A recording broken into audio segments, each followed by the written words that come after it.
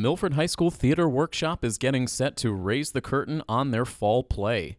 This year, the troupe decided to reach back to an all-time holiday classic in Charles Dickens' A Christmas Carol. When the students selected which shows would be performed this school year, A Christmas Carol was tops on almost everyone's list. This did seem like pretty much the overwhelming majority. I think, part of it can have to do with the way the kids present the different plays, but I think after last year, we did The Man Who Came to Dinner, which was a blast, 1930s, screwball comedy, lots of slapstick, which was great, but I think for this year, part of the appeal might have been trying to do something a little more serious and emotional, and especially since it's, the holiday time and it's a really big crowd pleaser, it just overall just seemed like the right fit. And, with the actors that we have this year, it also seemed like a good match with the talents we knew we would have on stage. Of course, A Christmas Carol tells the tale of that infamous humbug Ebenezer Scrooge. Taking on the iconic role in Milford's production will be senior Ian Steinfeld. As I went forward before audition started, I was thinking, maybe I could actually pull off a good Scrooge. And so I auditioned for it. I got callbacks for Scrooge, and now I'm Scrooge. I think every single scene I have some long monologue I have to say. Most of scene 4 is me monologuing because of the Ghost of Christmas Yet to Come.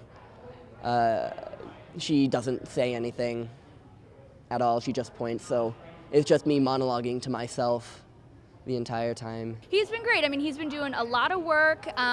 He was someone going into the auditions, I knew that that's the role he really wanted.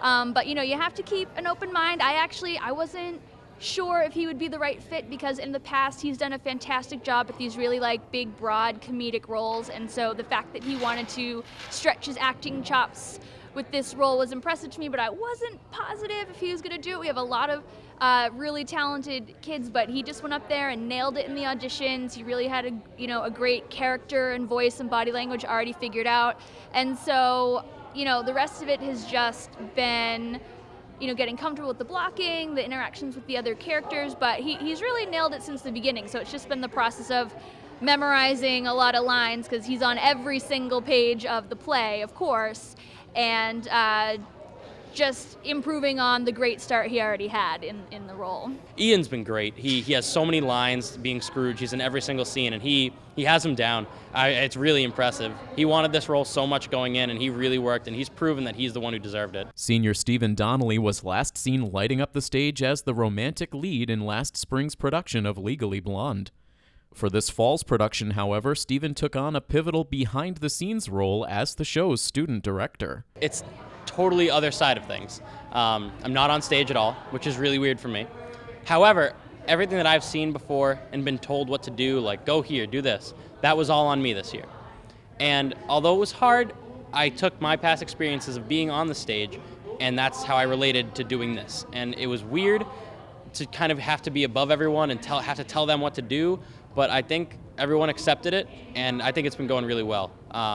It's weird to have to be in control of everything, but it's been a great experience. Stephen is really looking toward theater as a career and a major in college next year, so he really wanted as much firsthand experience as he could to be on both sides of the stage, because he's usually a performer. Senior Kendra Curry has been wearing a number of hats for this production.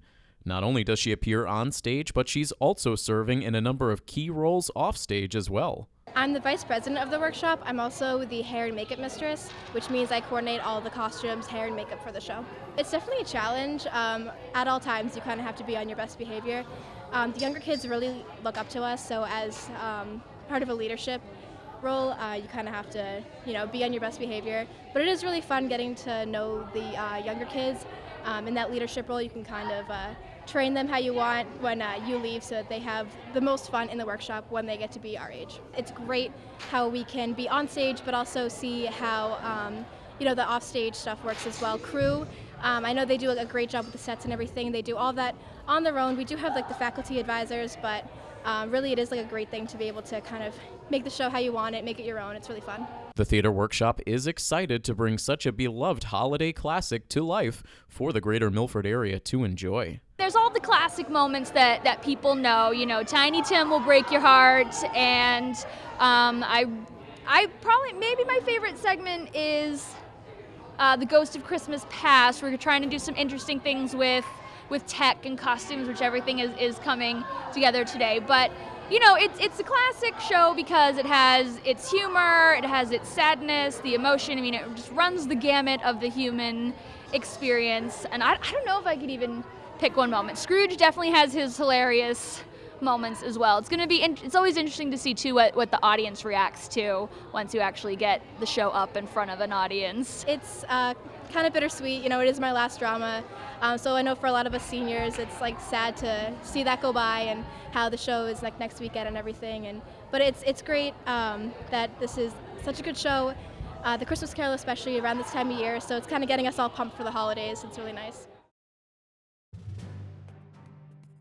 Hey everybody, this is Tim Coette. Make sure you check out full episodes of The Milford Informer on Milford TV. New episodes air every Friday night at 7:30 p.m. and then re-air frequently over the course of the weekend. Milford TV can be found on Comcast Channel 8 and Verizon Channel 38. And if you live in the Milford area and have an idea for a news story, you can contact us at news@milfordtv.net.